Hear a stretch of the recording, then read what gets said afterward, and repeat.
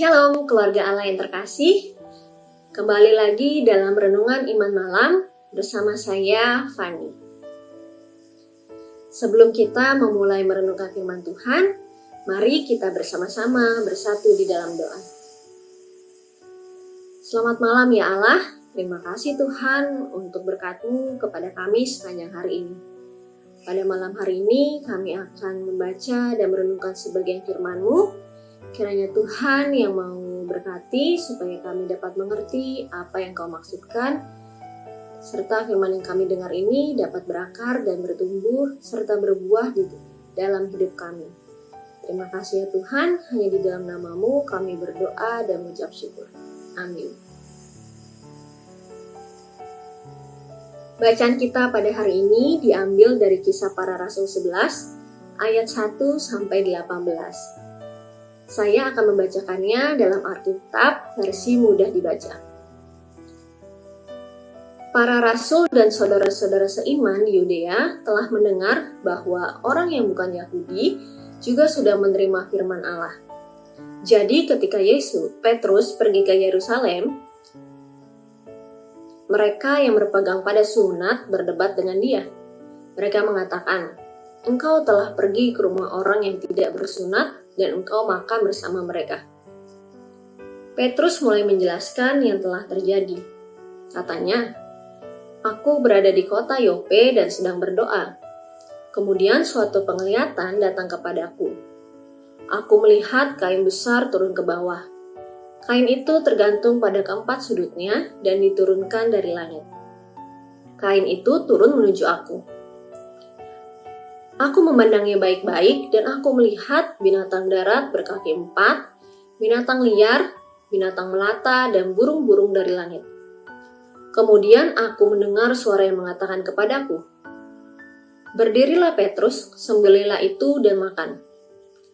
Namun aku mengatakan, 'Tidak Tuhan, aku tidak pernah makan sesuatu yang haram atau najis.'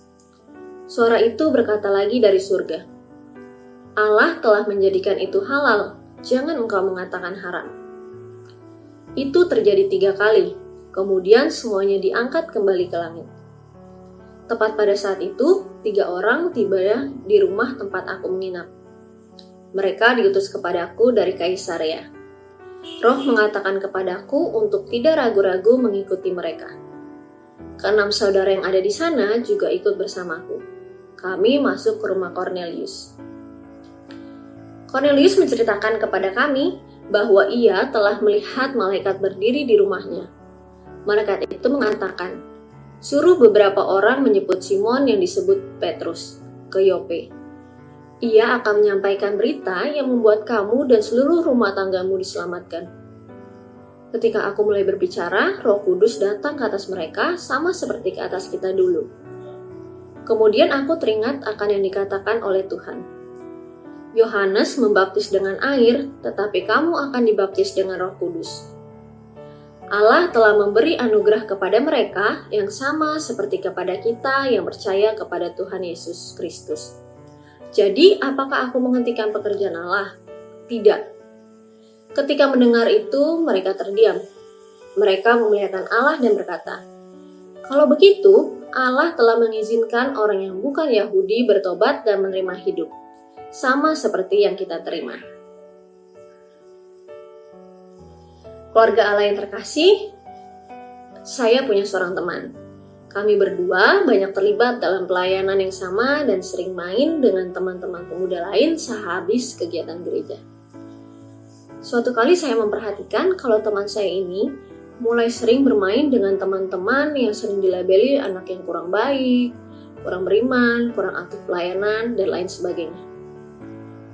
Saya merasa agak terganggu karena saya mau main dengan teman saya itu, tetapi saya merasa enggan dan malas untuk bergabung dengan teman-teman yang dianggap kurang baik itu. Suatu hari saya sedang ngobrol dengan kakak teman saya itu, lalu saya sengaja menyinggung perubahan yang terjadi pada adiknya. Sang kakak bercerita kepada saya, kalau bahkan dia sendiri pun telah menegur adiknya itu dan mengingatkan jangan sampai ikut dicap kurang baik oleh orang lain karena bergaul bersama mereka. Tetapi adiknya menjawab, Justru aku main sama mereka supaya mereka itu juga terjangkau. Syukur-syukur kalau bisa jadi contoh buat mereka, sehingga mereka bisa ikutan aktif, jadi nggak dilabeli kurang baik lagi sama orang-orang lain. Karena kalau bukan kita yang narik, lalu siapa lagi? Ketika itu juga, setelah mendengar cerita dari kakak teman saya itu, saya langsung merasa tertegur. Apalagi saat itu saya sedang menjabat sebagai pengurus pemuda. Tanpa sadar, selama ini saya membangun tembok pemisah dengan beberapa teman, hanya karena merasa beda pergaulan. Keluarga Allah yang terkasih, terkadang kita sering tanpa sadar membangun tembok pemisah dengan orang lain atas dasar perbedaan prinsip, pemikiran, kebiasaan, atau lebih parahnya suku, agama, ras dan agama, dan lain sebagainya. Padahal dengan adanya tembok pemisah itu, kita jadi tidak bisa menjangkau orang yang di luar tembok tersebut. Mungkin berinteraksi saja kita batasi, apalagi kita memberitakan kasih dan keselamatan kepada mereka. Dalam bacaan kita kali ini diceritakan bahwa Petrus juga memiliki tembok pemisah, yaitu hukum Taurat. Pada awalnya Allah memberikan penglihatan kepada Petrus, yaitu menyuruh Petrus untuk memakan hewan-hewan yang dianggap haram oleh hukum Taurat. Petrus tetap pada prinsipnya dan bahkan menolak perintah Allah itu sampai ketiga kalinya. Hal serupa juga terjadi kepada para rasul dan teman-teman seiman di Yudea. Mereka juga merasa terganggu karena Petrus mengabarkan Injil kepada keluarga Kornelius, seorang non-Yahudi. Saat itu hukum Taurat melarang dan menganggap haram apabila orang Yahudi bergaul dengan orang bukan Yahudi. Tetapi semuanya berubah ketika Allah memberikan petunjuk kepada Petrus untuk tidak ragu datang ke rumah Kornelius. Kemudian di sana Allah menurunkan Roh Kudus kepada keluarga Kornelius saat Petrus sedang menyampaikan berita keselamatan. Barulah Petrus, para rasul dan teman-teman seiman sadar dan ingat bahwa Tuhan juga menganugerahkan keselamatan yang sama kepada bangsa-bangsa bukan Yahudi atau bukan Kristen, asalkan mereka mau bertobat dan menerima Kristus. Peristiwa itu seolah-olah meruntuhkan tembok pemisah antara orang Yahudi yang Kristen dengan orang non-Yahudi. Juga menyadarkan mereka bahwa kasih Allah itu tidak terbatas hanya untuk kelompok mereka saja, yaitu Yahudi Kristen, tetapi juga untuk semua bangsa. Hal itu senada dengan amanat agung Tuhan Yesus, yaitu pergilah dan jadikanlah semua bangsa muridku. Berdasarkan penghayatan itu, mereka akhirnya memiliki keberanian untuk bersaksi kepada bangsa lain, hingga akhirnya Injil dapat tersebar ke seluruh penjuru bumi. Sampai sekarang ini. Para rasul saat itu mengalami pembaruan hidup yang terwujud dalam pembaruan pemahaman mereka mengenai kasih Allah yang tidak terbatas untuk seluruh manusia.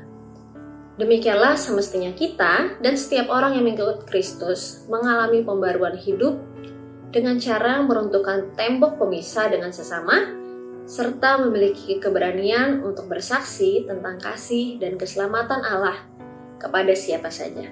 Demikianlah firman yang kita renungkan pada malam hari ini, kiranya bisa menjadi berkat bagi kita semua. Sebelum kita mengakhiri rima pada malam hari ini, mari kita kembali bersatu di dalam doa. Selamat malam ya Allah, terima kasih Tuhan untuk firman-Mu yang menegur serta menguatkan kami. Kiranya Tuhan yang mau memberikan kami kemampuan untuk bisa meruntuhkan tembok pemisah antar sesama, supaya kami bisa memberitakan berita keselamatan dan juga kasih-Mu kepada seluruh orang. Kiranya Tuhan yang mau berkati supaya firman ini dapat berakar, bertumbuh dan berbuah di dalam hidup kami. Terima kasih Allah, hanya di dalam nama-Mu kami berdoa dan mengucap syukur. Amin.